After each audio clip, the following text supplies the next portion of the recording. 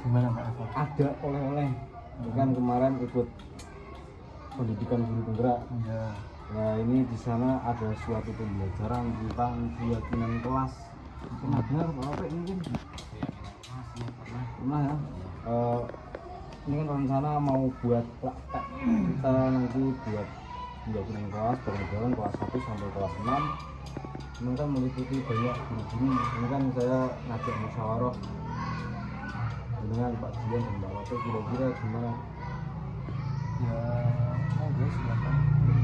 Nanti kalau menurut saya dijelaskan menggunakan proyektor, ya penjelasannya dalam satu waktu itu seperti itu Pak Eko. Jadi kayak seminar atau apa gitu ya? Iya. Pakai PowerPoint, nanti proyektor bareng-bareng rekan-rekan guru yang lain. Oke, nanti biar jadi tak jelaskan lagi aja ya pas bareng-bareng. Kalau dijelaskan sekarang apa? Ini cuma gambaran lah, gambaran kan dulu juga sudah pernah buat kan keyakinan kelas. Intinya kita membuat kesepakatan dengan anak-anak tentang keyakinan kelas, bukan aturan. Kalau aturan kan mungkin lebih ekstrim lah. Iya. Kalau keyakinan kan anak-anak mungkin wah ini keyakinan harus dijalankan. Ya, intinya lebih baik lah daripada dulu kan kata-katanya aturan kelas itu. Gimana Pak Roke, kira-kira sepakat ya? Bagus sekali itu, nanti bisa dibuat sebagus mungkin biar anak-anak itu nanti apa itu namanya termotivasi, makanya juga bagus banget nanti. Oke siap, ini tak siapkan PowerPoint, nanti kita bahas bareng-bareng di sama guru-guru yang lain lah. Nanti kan saya minta bantuan jenengan berdua oleh mempersiapkan sesuatu dan menyampaikan sama teman-teman. Oke, nanti ada juga yang minta tolong operator lah ya, saya menjelaskan saling ngisi seperti itu. Oke siap. Ya, ini teman baik seperti ini ya, asli. Jadi kan kerja tuh enak Pak. Betul sekali. Jawab. Oke.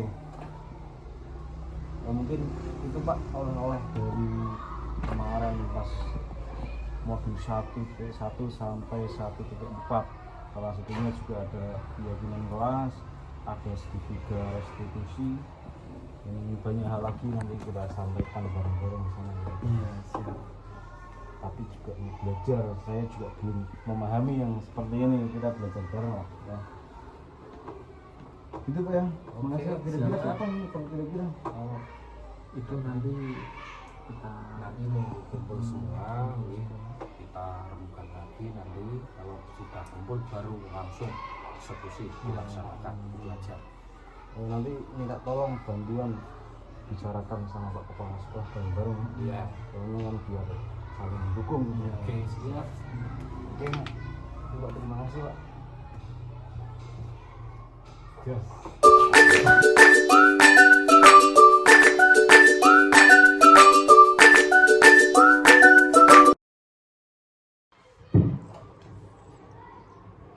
Assalamualaikum warahmatullahi wabarakatuh. Waalaikumsalam warahmatullahi wabarakatuh.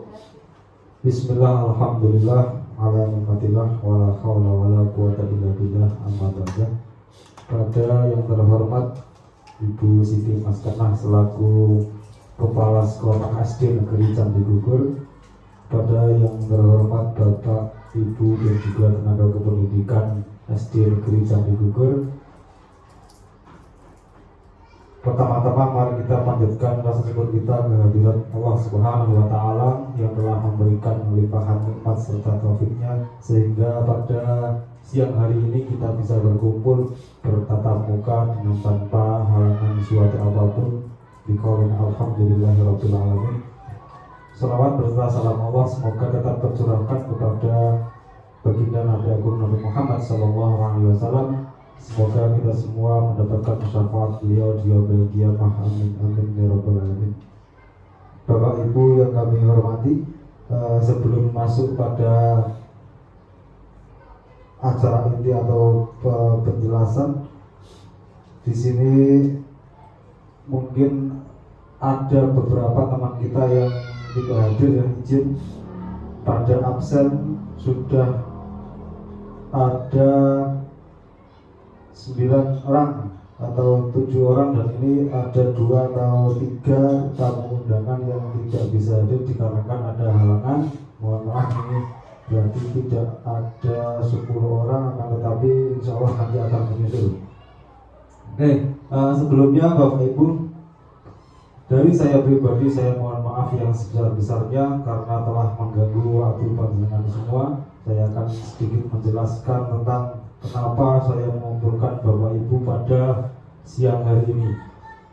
Jadi Bapak Ibu, saya pribadi ketika mengikuti pendidikan guru penggerak di angkatan 11 ini, pada siang hari ini mendapatkan tugas yaitu aksi nyata.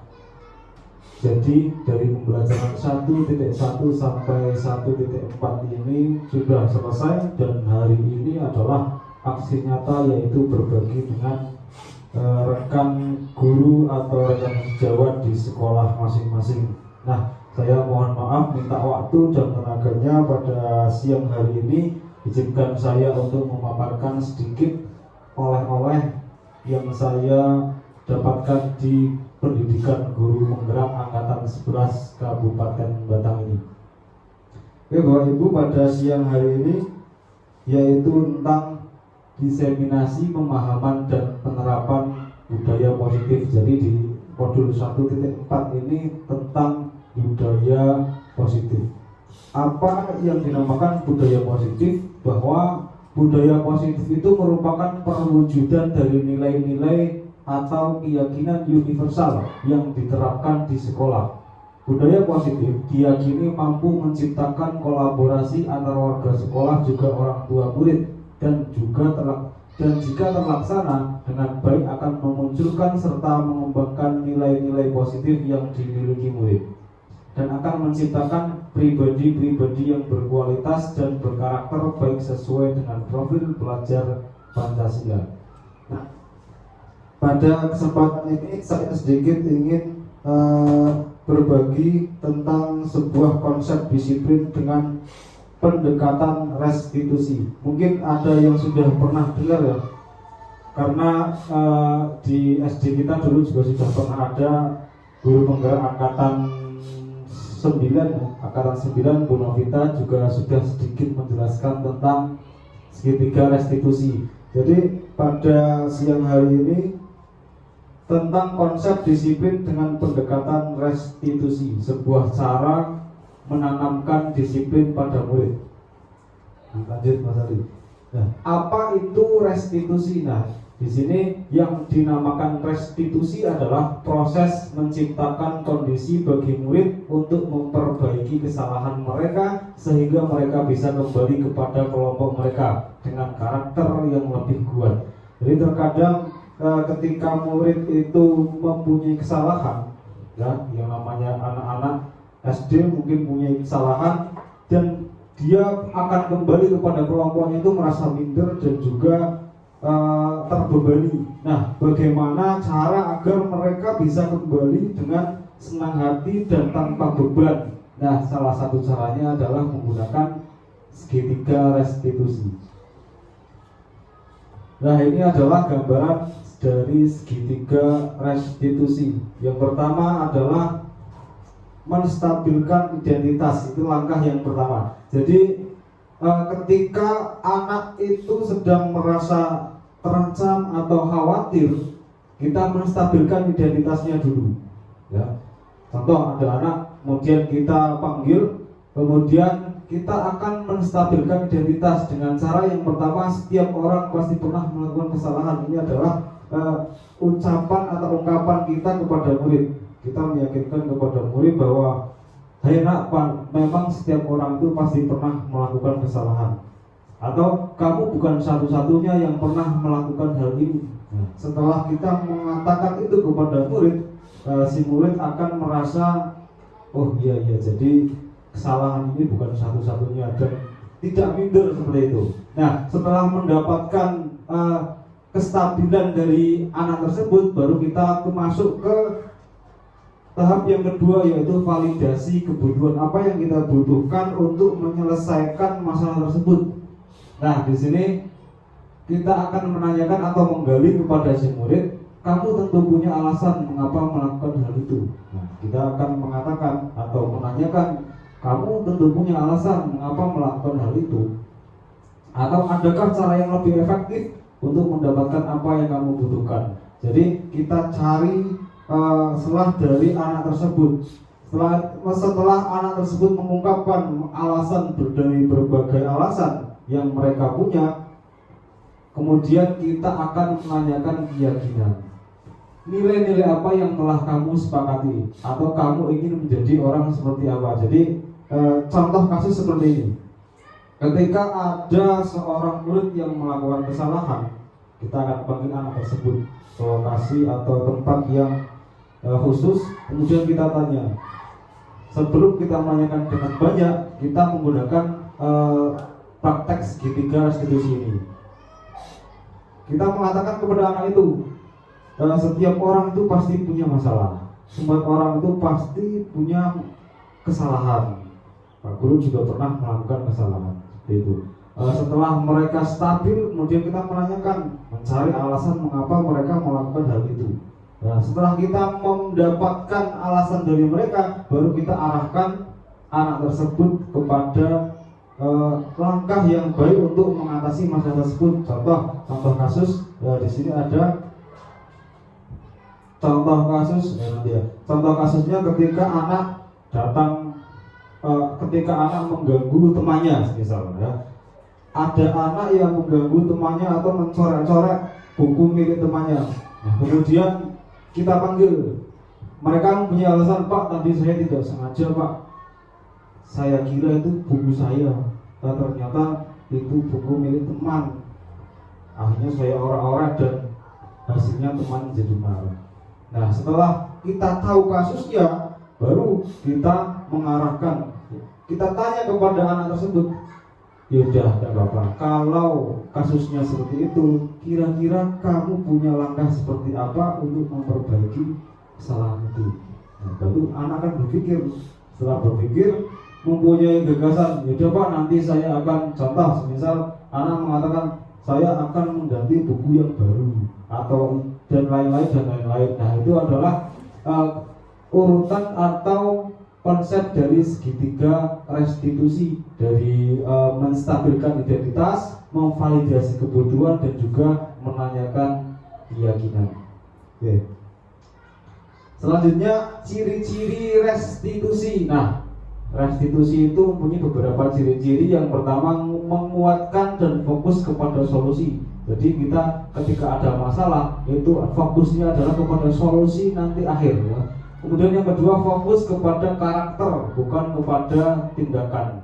Kita cari karakter anak ini bagaimana sih, kemudian kita melaksanakan tahap yang lain. Kemudian bukan menebus kesalahan, tapi belajar dari kesalahan. Ya, jadi kita bagaimana caranya mengarahkan agar mereka itu bisa menebus kesalahan yang mereka lakukan.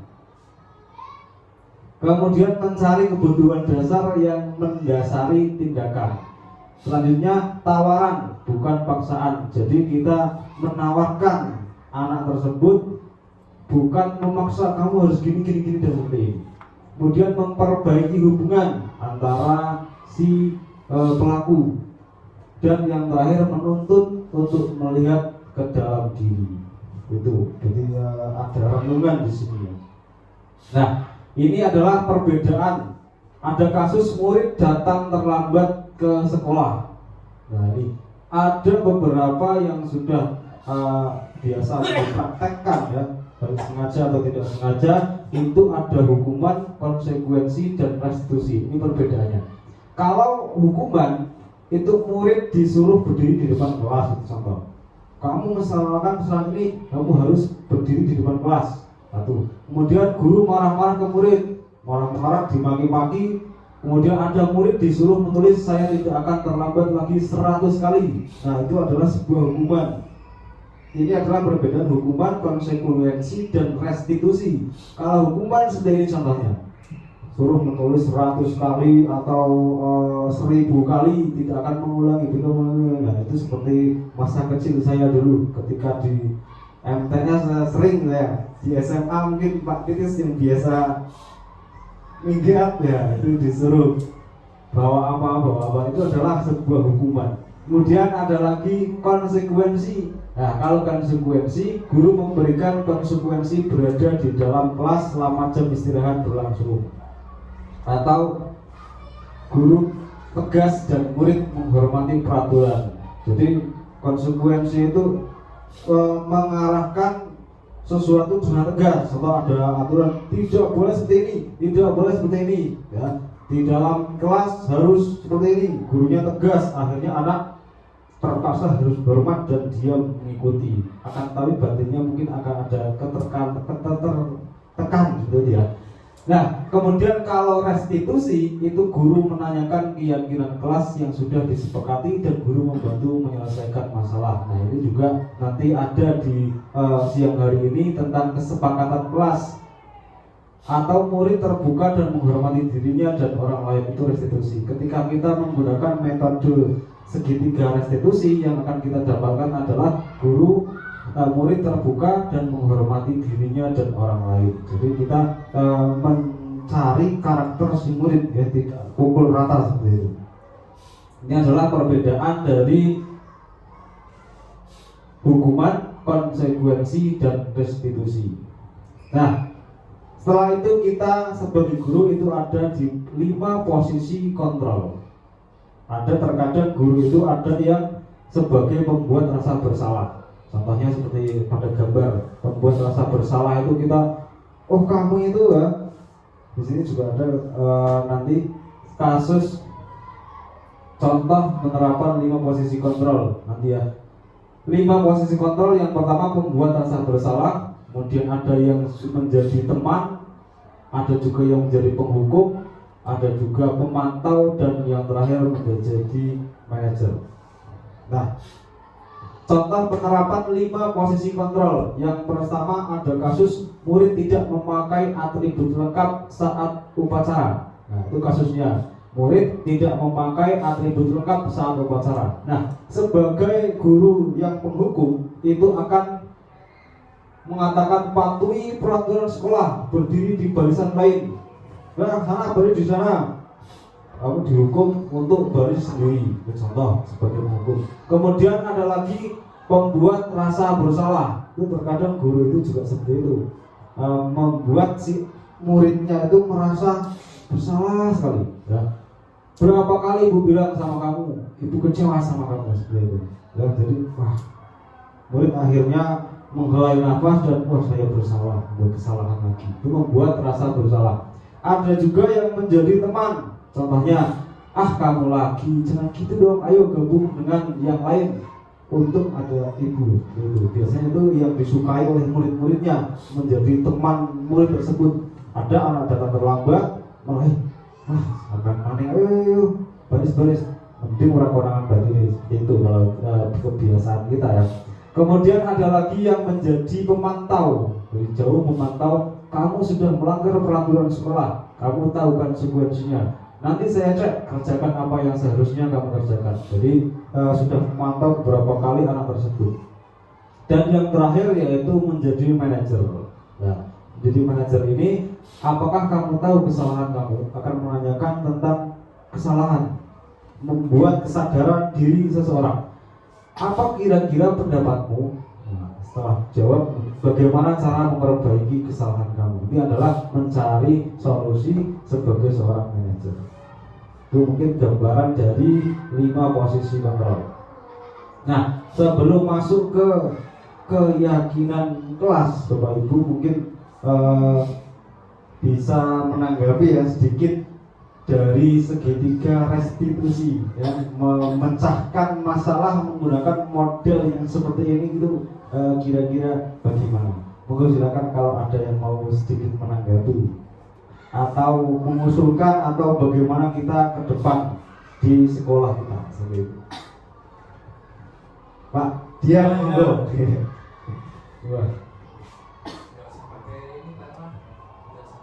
Oh, tidak usah. Oke. Silakan Mbak Dian, bagaimana? Di sekolahan itu kan banyak kenakalan anak kan. Ya. Betul kita, sekali. kita sebagai guru itu kan harus bisa mengatasi, harus bisa mampu untuk menangani hal tersebut. Nah, bagaimana kalau di sekolah kita itu dibentuk semacam ruang BK untuk bimbingan para peserta didik itu gimana? Bagaimana itu kalau dibentuk itu? Ya.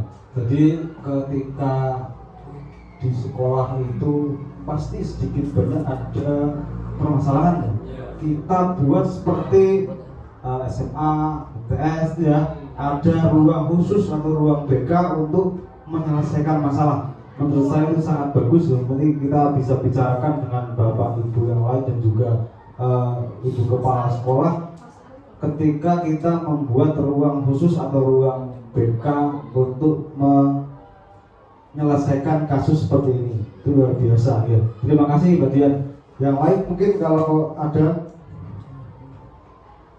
kalau tidak ada,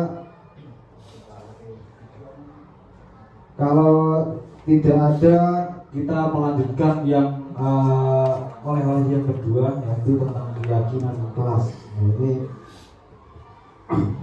tentang keyakinan kelas dulu juga sudah kita bahas ya, tetapi mungkin belum kita maksimal ketika mempraktekkan. Nah, keyakinan kelas itu apa?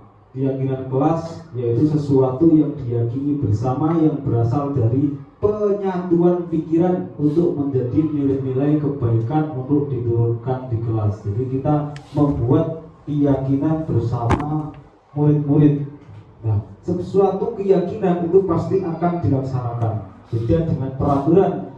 Mungkin kalau ada aturan, murid bagaimana. Tapi kalau keyakinan yang dibuat bersama itu akan lebih dilaksanakan oleh murid-murid kita. Nah, bagaimana pembentukan keyakinan kelas? Adapun cara membentuk keyakinan kelas itu yang pertama lebih abstrak dari peraturan. Ya, yang tadi saya sampaikan bahwa beda dengan aturan. Kalau aturan mungkin guru yang membuat, dipasang, dan anak yang melihat, wah tidak seperti ini, ternyata tidak seperti ini, bertanya-tanya dan hanya membaca. Kemudian yang kedua, sedikit saja ya, jangan terlalu banyak keyakinan kelas 20 atau 30 itu malah anak-anak bingung ketika menghafalkan. Nah, sedikit agar mudah diingat. Yang ketiga, berupaya pernyataan universal. Kemudian yang keempat, sesuai dengan kondisi kelas agar mudah diterapkan. Yang kelima, dibuat dalam bentuk kalimat positif. Jadi kalimatnya yang lebih positif, bukan harus, tetapi tidak yang kata-kata yang lebih baik lah, positif. Yang keenam, semua warga kelas ikut serta atau terlibat dalam pembuatan keyakinan kelas. Jadi keyakinan kelas ini harus dibuat oleh semua warga kelas, dari murid-murid dan juga wali murid dan yang lain, agar mendapatkan semua meyakini bahwa itu adalah keyakinan kita. Seperti itu. Contoh keyakinan kelas. Nah, sebentar sebelum masuk pada contoh. Jadi yang namanya keyakinan kelas itu menurut saya sangat penting ya, penting untuk diterapkan karena hal terkecil itu adalah di ruang kelas masing-masing murid. Karena yang namanya murid itu lebih aktif atau lebih penting itu di dalam kelas dibanding di lingkungan sekolah semuanya. Nah, jika di kelas kita sudah bisa menaati peraturan, pasti di luar sekolah atau di lingkungan sekolah anak-anak lebih akan meyakini akan hal-hal positif yang ada di sekolah. Itu adalah pembentukan keyakinan kelas. Ini sepertinya. Nah, contoh keyakinan kelas. Ini adalah kata-kata sebagai contoh pembuatan keyakinan kelas. Ada menjaga kebersihan kelas, kemudian menghargai teman dan guru, kemudian memakai seragam sekolah sesuai jadwal. Jadi ketika ada anak yang tidak memakai seragam di hari tertentu tidak sesuai, itu anak akan saya ini salah gitu.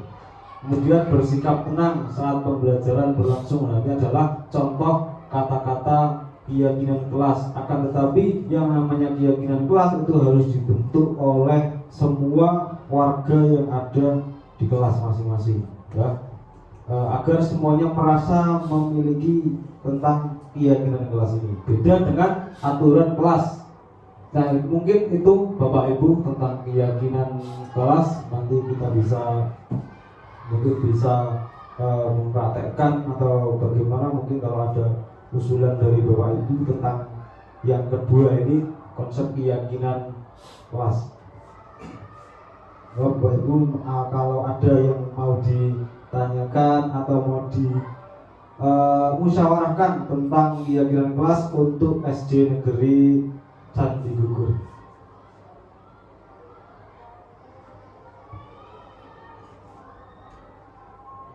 Kira-kira paham Bapak mungkin? Apa mau ditanyakan? Mungkin sudah pesan ngantuk. Ngantuk, sama saya juga ngantuk. Santai saja, silakan kalau mau sambil makan-makan, kalau ada nggak masalah. Jadi kita santai dulu, santai sambil makan. Mohon maaf, mungkin Bapak Ibu itu sedikit saya mendapatkan dari pembelajaran atau pendidikan guru penggerak yang luar biasa. Menurut saya banyak hal positif di situ.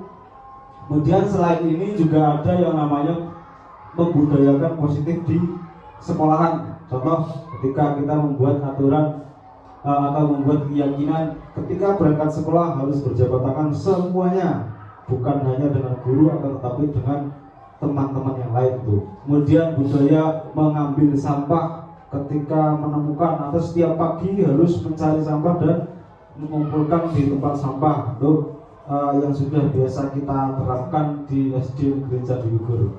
Mungkin itu Bapak Ibu yang bisa saya sampaikan. Mohon maaf jika banyak kata-kata yang mungkin tidak berkenan dan juga menyita waktu Bapak Ibu yang seharusnya santai atau aktivitas lain siang hari ini tak suruh mendengarkan, ya. Yang kalau membosankan mohon maaf, karena ini juga saya masih tahap belajar untuk menjadi pembelajaran bersama. Bapak Ibu, sekian dari saya. Apabila banyak kesalahan dari tutur kata awal sampai akhir, saya mohon maaf yang sebesar-besarnya.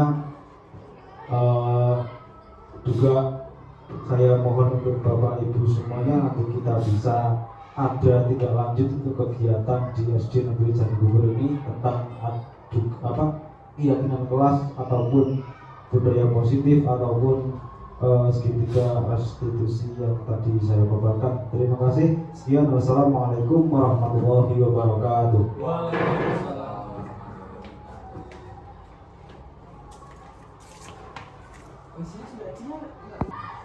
Sebelum kita menanyakan dengan banyak, kita menggunakan praktek segitiga restitusi ini. Kita mengatakan kepada anak itu, setiap orang itu pasti punya masalah. Semua orang itu pasti punya kesalahan. Pak Guru juga pernah melakukan kesalahan seperti itu. Setelah mereka stabil, kemudian kita menanyakan, mencari alasan mengapa mereka melakukan hal itu. Nah, setelah kita mendapatkan alasan dari mereka, baru kita arahkan anak tersebut kepada langkah yang baik untuk mengatasi masalah tersebut. Contoh kasus, di sini ada contoh kasusnya ketika anak datang, ketika anak mengganggu temannya, misalnya ada anak yang mengganggu temannya atau mencoret-coret buku milik temannya. Nah, kemudian kita panggil, mereka punya alasan, Pak, tadi saya tidak sengaja, Pak, saya kira itu buku saya, ternyata itu buku milik teman. akhirnya saya orang-orang dan hasilnya teman jadi marah. Nah setelah kita tahu kasusnya, baru kita mengarahkan, kita tanya kepada anak tersebut, ya udah tidak apa-apa, kalau kasusnya seperti itu, kira-kira kamu punya langkah seperti apa untuk memperbaiki kesalahan itu. Nah, baru anak akan berpikir, setelah berpikir mempunyai gagasan, ya udah Pak, nanti saya akan contoh, misal anak mengatakan saya akan mengganti buku yang baru atau dan lain-lain. Nah itu adalah urutan atau konsep dari segitiga restitusi, dari menstabilkan identitas, memvalidasi kebutuhan, dan juga menanyakan keyakinan. Oke. Selanjutnya ciri-ciri restitusi. Nah, restitusi itu mempunyai beberapa ciri-ciri. Yang pertama, menguatkan dan fokus kepada solusi. Jadi kita ketika ada masalah itu fokusnya adalah kepada solusi nanti akhir ya. Kemudian yang kedua, fokus kepada karakter, bukan kepada tindakan. Kita cari karakter anak ini bagaimana sih, kemudian kita melaksanakan tahap yang lain. Kemudian bukan menebus kesalahan tapi belajar dari kesalahan. Ya, jadi kita bagaimana caranya mengarahkan agar mereka itu bisa menebus kesalahan yang mereka lakukan. Kemudian mencari kebutuhan dasar yang mendasari tindakan. Selanjutnya tawaran, bukan paksaan. Jadi kita menawarkan anak tersebut, bukan memaksa kamu harus gini dan seperti ini. Kemudian memperbaiki hubungan antara si pelaku. Dan yang terakhir menuntut untuk melihat ke dalam diri. Itu jadi ada renungan di sini. Nah, ini adalah perbedaan. Ada kasus murid datang terlambat ke sekolah. Nah, ini ada beberapa yang sudah biasa dipraktekkan ya, baik sengaja atau tidak sengaja, itu ada hukuman, konsekuensi, dan restitusi. Ini perbedaannya. Kalau hukuman itu murid disuruh berdiri di depan kelas, itu contoh. Kamu melaksanakan kesalahan ini, kamu harus berdiri di depan kelas. Satu. Kemudian guru marah-marah ke murid, marah-marah, dimaki-maki. Kemudian ada murid disuruh menulis saya tidak akan terlambat lagi 100 kali. Nah, itu adalah sebuah hukuman. Ini adalah perbedaan hukuman, konsekuensi, dan restitusi. Kalau hukuman seperti ini contohnya, suruh menulis 100 kali atau 1000 kali, tidak akan mengulangi. Nah, itu seperti masa kecil saya dulu ketika di MTS sering saya di SMA, mungkin Pak Titis yang biasa minggat ya, itu disuruh bawa apa, itu adalah sebuah hukuman. Kemudian ada lagi konsekuensi. Nah, kalau konsekuensi, guru memberikan konsekuensi berada di dalam kelas selama jam istirahat berlangsung. Atau guru tegas dan murid menghormati peraturan. Jadi konsekuensi itu mengarahkan sesuatu dengan tegas. Atau ada aturan tidak boleh seperti ini, tidak boleh seperti ini ya. Di dalam kelas harus seperti ini, gurunya tegas, akhirnya anak terpaksa harus berhormat dan dia mengikuti. Akan tapi batinnya mungkin akan ada tertekan gitu ya. Nah, kemudian kalau restitusi itu guru menanyakan keyakinan kelas yang sudah disepakati dan guru membantu menyelesaikan masalah. Nah, itu juga nanti ada di siang hari ini tentang kesepakatan kelas atau murid terbuka dan menghormati dirinya dan orang lain, itu restitusi. Ketika kita menggunakan metode segitiga restitusi, yang akan kita dapatkan adalah guru murid terbuka dan menghormati dirinya dan orang lain. Jadi kita mencari karakter si murid ya, tidak pukul rata seperti itu. Ini adalah perbedaan dari hukuman, konsekuensi, dan restitusi. Nah, setelah itu kita sebagai guru itu ada di 5 posisi kontrol. Ada terkadang guru itu ada yang sebagai pembuat rasa bersalah. Contohnya seperti pada gambar, pembuat rasa bersalah itu kita, oh kamu itu ya. Di sini juga ada nanti kasus contoh penerapan 5 posisi kontrol nanti ya. 5 posisi kontrol, yang pertama pembuat rasa bersalah, kemudian ada yang menjadi teman, ada juga yang menjadi penghukum, ada juga pemantau, dan yang terakhir menjadi manajer. Nah, contoh penerapan 5 posisi kontrol. Yang pertama ada kasus murid tidak memakai atribut lengkap saat upacara. Nah, itu kasusnya. Murid tidak memakai atribut lengkap saat upacara. Nah, sebagai guru yang penghukum itu akan mengatakan patuhi peraturan sekolah, berdiri di barisan lain. Nah, sana berdiri di sana. Kamu dihukum untuk baris sendiri. Itu contoh sebagai penghukum. Kemudian ada lagi membuat rasa bersalah. Itu terkadang guru itu juga seperti itu, membuat si muridnya itu merasa bersalah sekali. Ya. Berapa kali ibu bilang sama kamu, ibu kecewa sama kamu seperti itu. Ya, jadi murid akhirnya menghelai nafas dan saya bersalah, membuat kesalahan lagi. Itu membuat rasa bersalah. Ada juga yang menjadi teman. Contohnya, kamu lagi, jangan gitu dong, ayo gabung dengan yang lain untuk ada ibu. Itu biasanya itu yang disukai oleh murid-muridnya, menjadi teman murid tersebut.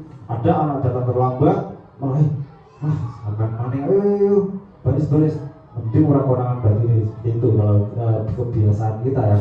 Kemudian ada lagi yang menjadi pemantau, dari jauh memantau. Kamu sudah melanggar peraturan sekolah, kamu tahu konsekuensinya. Nanti saya cek, kerjakan apa yang seharusnya kamu kerjakan. Jadi sudah memantau beberapa kali anak tersebut. Dan yang terakhir yaitu menjadi manajer. Nah, jadi manajer ini, apakah kamu tahu kesalahan kamu? Akan menanyakan tentang kesalahan, membuat kesadaran diri seseorang. Apa kira-kira pendapatmu?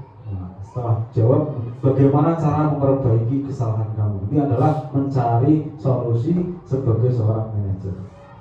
Itu mungkin gambaran dari 5 posisi kontrol. Nah, sebelum masuk ke keyakinan kelas, Bapak Ibu mungkin bisa menanggapi ya sedikit dari segitiga restitusi, ya, memecahkan masalah menggunakan model yang seperti ini gitu, kira-kira bagaimana?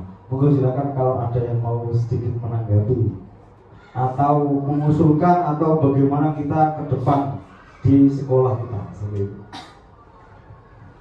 Pak, dia monggo. Wah. Oh, tidak usah. Oke. Silakan Mbak Dian, bagaimana? Di sekolahan itu kan banyak kenakalan anak kan? Ya.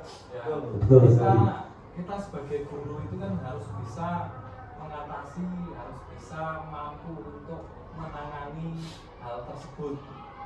Nah, bagaimana kalau di sekolah kita itu dibentuk semacam ruang BK untuk bimbingan para peserta didik itu gimana? Bagaimana itu kalau dibentuk itu? Ya.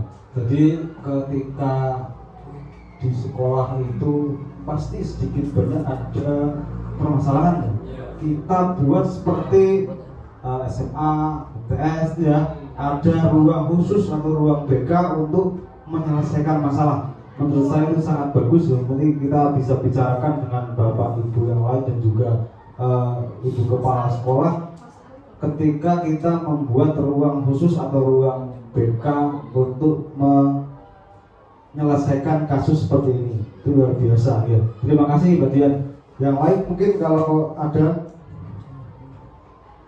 kalau tidak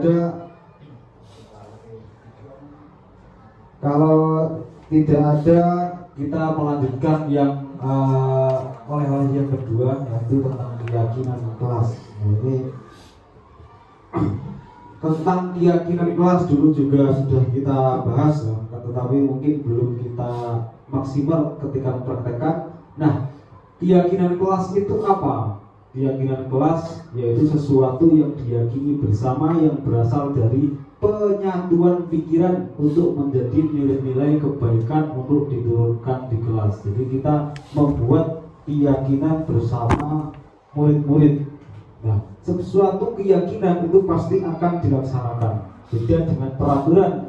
Mungkin kalau ada aturan, murid bukan bagaimana dan bagaimana. Tapi kalau keyakinan yang dibuat bersama itu akan lebih dilaksanakan oleh murid-murid kita.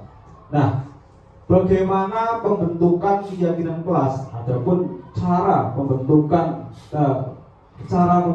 keyakinan kelas itu yang pertama lebih abstrak dari peraturan.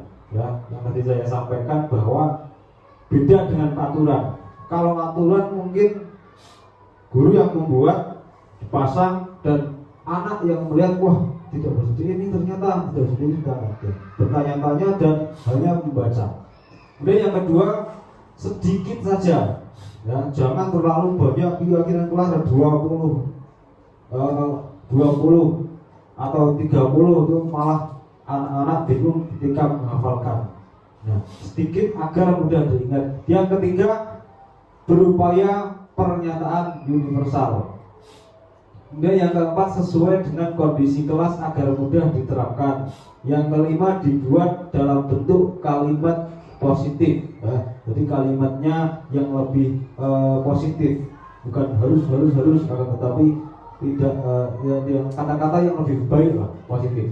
Yang keenam, semua warga kelas ikut serta atau terlibat dalam pembuatan keyakinan kelas. Jadi keyakinan kelas ini harus dibuat oleh semua warga kelas, dari murid-murid dan juga wali murid dan yang lain, agar mendapatkan semua meyakini bahwa itu adalah keyakinan kita.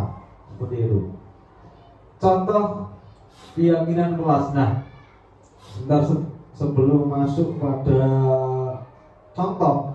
Jadi yang namanya keyakinan kelas itu menurut saya sangat penting, ya, sangat penting untuk diterapkan karena hal terkecil itu adalah di ruang kelas masing-masing murid. Karena yang namanya murid itu lebih aktif atau lebih penting itu di dalam kelas dibanding di lingkungan sekolah semuanya. Nah, jika di kelas kita sudah bisa menaati peraturan, pasti di luar sekolah atau di lingkungan sekolah anak-anak lebih akan meyakini akan hal-hal positif yang ada di sekolah. Itu adalah pembentukan keyakinan kelas. Ini sepertinya. Nah, contoh keyakinan kelas ini adalah kata-kata sebagai contoh pembuatan keyakinan kelas. Ada menjaga kebersihan kelas, kemudian menghargai teman dan guru, kemudian memakai seragam sekolah sesuai jadwal. Jadi ketika ada anak yang tidak memakai seragam di hari tertentu tidak sesuai, itu anak akan saya ini salah gitu. Kemudian bersikap tenang saat pembelajaran berlangsung. Nah, ini adalah contoh kata-kata keyakinan kelas. Akan tetapi yang namanya keyakinan kelas itu harus dibentuk oleh semua warga yang ada di kelas masing-masing, ya, agar semuanya merasa memiliki tentang keyakinan kelas ini. Beda dengan aturan kelas. Nah, mungkin itu Bapak Ibu tentang keyakinan kelas. Nanti kita bisa mempraktekkan atau bagaimana, mungkin kalau ada usulan dari Bapak Ibu tentang yang kedua ini, konsep keyakinan kelas. Bapak Ibu, kalau ada yang mau ditanyakan atau mau musyawarahkan tentang keyakinan kelas untuk SD Negeri Candi Gugur.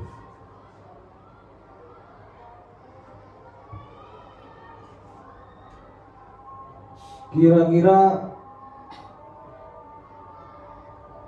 paham Bapak mungkin? Apa mau ditanyakan? Mungkin sudah pesan ngantuk. Ngantuk, sama saya juga ngantuk. Santai saja, silakan kalau mau sambil makan-makan, kalau ada nggak masalah. Jadi kita santai dulu, santai sambil makan. Mohon maaf, mungkin Bapak Ibu itu sedikit saya mendapatkan dari pembelajaran atau pendidikan guru penggerak yang luar biasa. Menurut saya banyak hal positif di situ. Kemudian selain ini juga ada yang namanya membudayakan positif di sekolahan. Contoh ketika kita membuat aturan atau membuat keyakinan ketika berangkat sekolah harus berjabat tangan semuanya, bukan hanya dengan guru atau tetapi dengan teman-teman yang lain itu. Kemudian budaya mengambil sampah ketika menemukan atau setiap pagi harus mencari sampah dan mengumpulkan di tempat sampah yang sudah biasa kita terapkan di SD Gereja di Gugur. Mungkin itu Bapak Ibu yang bisa saya sampaikan. Mohon maaf jika banyak kata-kata yang mungkin tidak berkenan dan juga menyita waktu Bapak Ibu yang seharusnya santai atau aktivitas lain siang hari ini tak suruh mendengarkan ya. Yang kalau membosankan mohon maaf karena ini juga saya masih tahap belajar untuk menjadi pembelajaran bersama. Bapak Ibu, sekian dari saya. Apabila banyak kesalahan dari tutur kata awal sampai akhir, saya mohon maaf yang sebesar-besarnya. Juga saya mohon untuk Bapak Ibu semuanya nanti kita bisa ada tindak lanjut untuk kegiatan di SD Negeri Jati Gugur ini tentang keyakinan kelas ataupun budaya positif ataupun segitiga restitusi yang tadi saya paparkan. Terima kasih. Sekian, wassalamualaikum warahmatullahi wabarakatuh. Waalaikumsalam.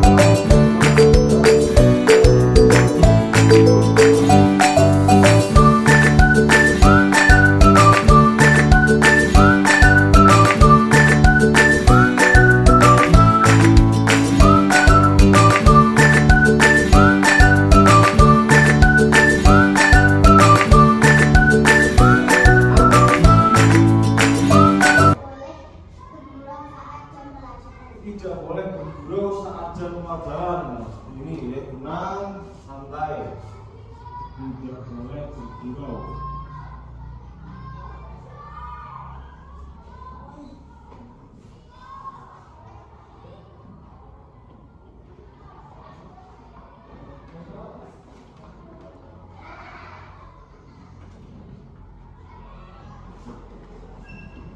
Nomor 7, mengembalikan buku setelah dipinjam. Ya, setelah. Oke.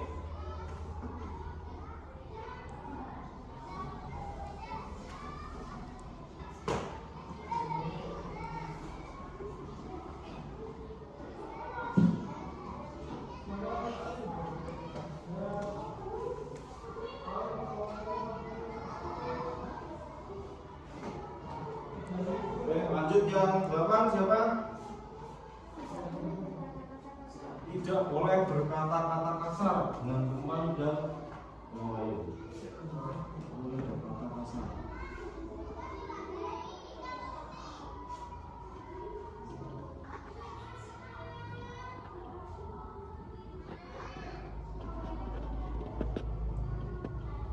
Pelan, ya. Ada lagi? Ya, namanya siapa tadi? Faizal dulu. Tepat waktu. Nah, tepat waktu.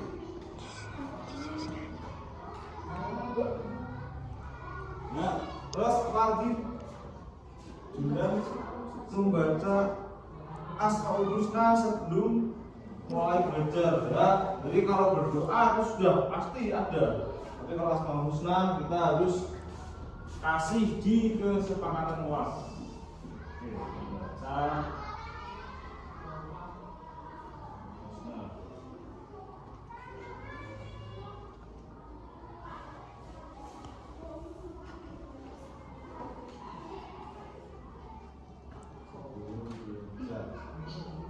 Oke, dah 10 cukup ya?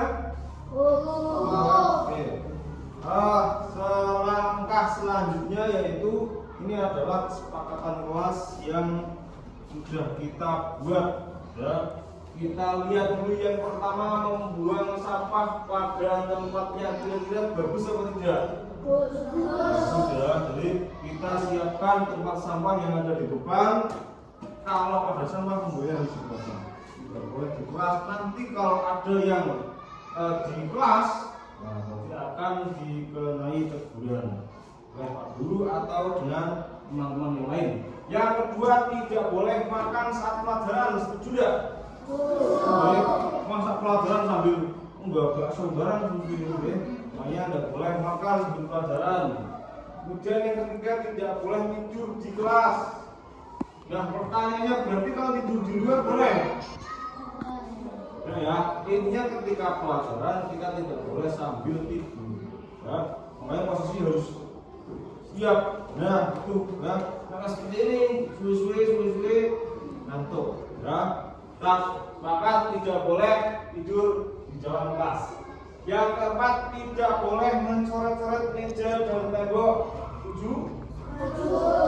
Ya, jadi meja, tembok, kira-kira bisa ada coretan-coretan tip X atau tip dol. Itu yang dulu sudah ada coretan dan apa yang penting kita di kelas ini ke depan tidak ada coretan dalam tembok dan juga meja. Yang keenam, yang kelima ya, tidak boleh berkelahi dengan teman. Siapa yang sering berkelahi? Nggak ada enggak? Nah, Afi, ya, jawabannya tidak. Oke, tidak boleh ada perkalian di kelas. Ya, kalau ada masalah selesaikan. Jangan sampai di kelas kita ada yang berkelahi walaupun nanti pelajarannya males, mau masuk kelas lihat bukan ada windan. Nah, ini akan hanya kita menjalin kerukunan bersama dengan kesepakatan kelas ini. Lanjut. Kemudian yang keenam, tidak boleh bergurau saat jam pelajaran. Berarti fokus mendengarkan, mencoba cerita terus guyon lari-lari, wah tidak boleh. Kemudian yang ketujuh, mengembalikan buku setelah dipinjam, yuk siapa yang biasanya lupa bukunya tidak dikembalikan lagi. Ya, kalau tidak dikembalikan kasihan adik kelas kita dulu. Ya, adik kelas kita nanti setelah masuk ke kelas 4 bukunya sudah hilang semua. Ya, akhirnya kurang ketika dibagi. Ya, makanya harus dikembalikan lagi. Oke, sepakat ya? Oke. Yang ke-8 tidak boleh berkata kasar. Sepakat enggak? Sepakat. Pak Guru tidak mau dengar dia berkata, cuk, tidak boleh. Ya. Kemarin masih ada di telinga ya. Dulu ada yang berkata kasar, kumpulnya cepet. Nah itu boleh. Ya. Kemudian karena kata-kata kasar itu bisa memicu permusuhan. Mulai nulis, misalnya cepet cuk. Nah ini kan supaya emosi, wah cuk, gitu kan. Nah itu tidak boleh. Berkata kasar dilarang di kelas kita. Dan juga di luar sekolah dan di dalam sekolah dimanapun tidak boleh berkata kasar. Oke, ini setuju ya? Nah, yang ke-9 tepat waktu. Jadi tepat waktu itu ada 2. Yang pertama ketika masuk kelas, yang kedua setelah jam pelajaran selesai. Nah, ketika masuk kelas masuk semua, berdua pelajaran dan setelah pulang ya pulang. Bukan kok pulang jam 11 atau jam 12 nanti sampai asar. Apalagi nanti sampai nggak sholat zuhur malah. Tepat waktu siap ya? Siap. Oke, yang ke-10 apa ini? Membaca Asmaul Husna sebelum belajar. Nah ini belum biasa di kelas-kelas yang lain. Jadi di kelas kita sebelum belajar wajib membaca Asmaul Husna bareng-bareng. Ini adalah kesepakatan kelas yang pernah kita buat dan sekarang kira-kira mau dilanjutkan apa tidak? Melanjutkan atau tidak? Lanjutkan ya. Nah ini menjadi kesepakatan kelas kita yang baru. Kita mau tambah atau cukup 10? Cukup 10 ya.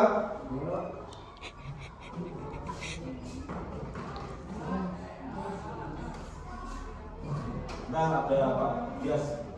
Oke, kita cukup 10 atau mau ditambah apa lagi? Ada yang mengusulkan apa lagi? Coba. Tidak apa-apa. Tidak apa dikasih halaman apa lupa.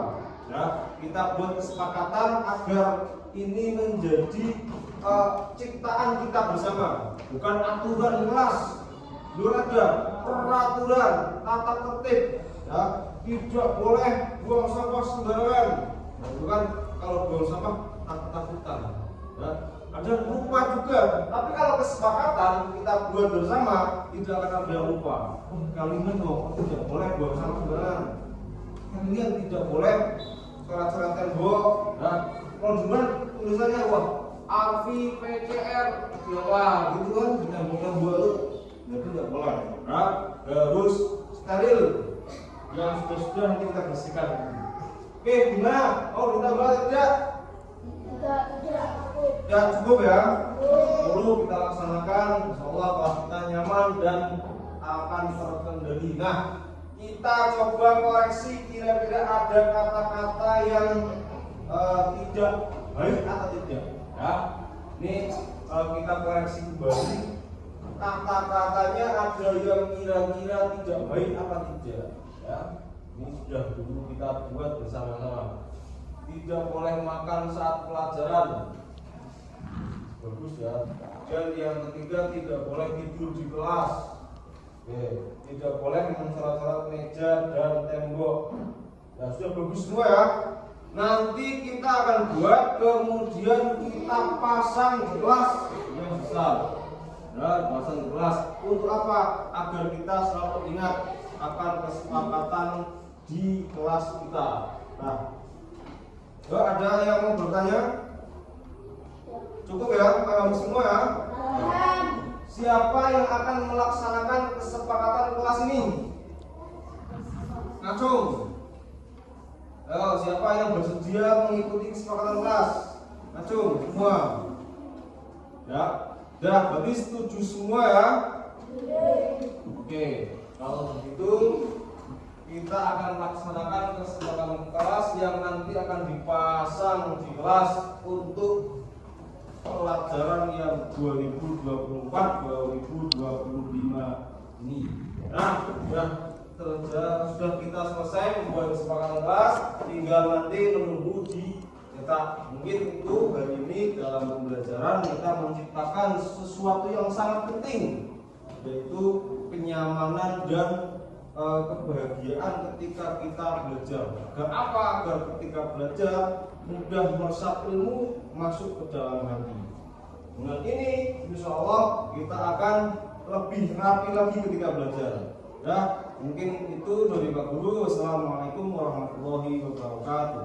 Waalaikumsalam warahmatullahi wabarakatuh. Aduh, kenapa ya? Nangis. Ayo lagi ikut Pak Guru depan ya.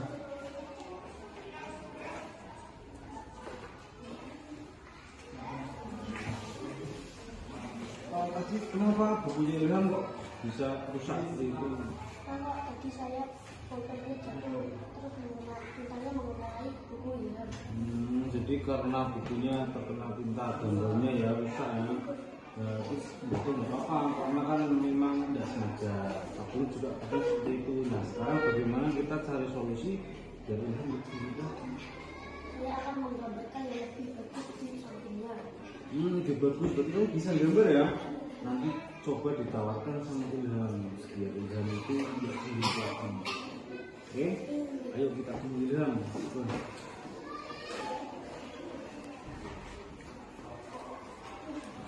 Saya minta maaf ya karena sudah mengambari buku kamu. Tapi saya akan menggambarnya yang lebih bagus. Ya beneran. Maaf ya. Ya, ada tangan dulu. Oke, nanti gambar lagi ya. Pokoknya kan nanti digambarin sama Arfi yang lebih bagus lagi. Oke? Ya. Ayo, Bang.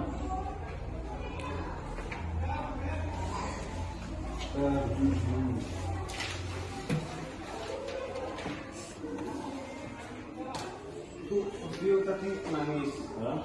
Kamu lihat nggak pulpen video kemana? Tadi saya tapi saya Udah nggak apa-apa, kan semua orang kadang punya lupa juga. Nah, sekarang kita harus cari solusi biar video nggak berubah. Kira-kira bagaimana? Jadi saya akan mencari solusi. Tapi itu kan pulpen kesukaannya Vio. Bagaimana kalau kita ganti di Vio kemudian minta maaf? Oke? Yuk, ke sana.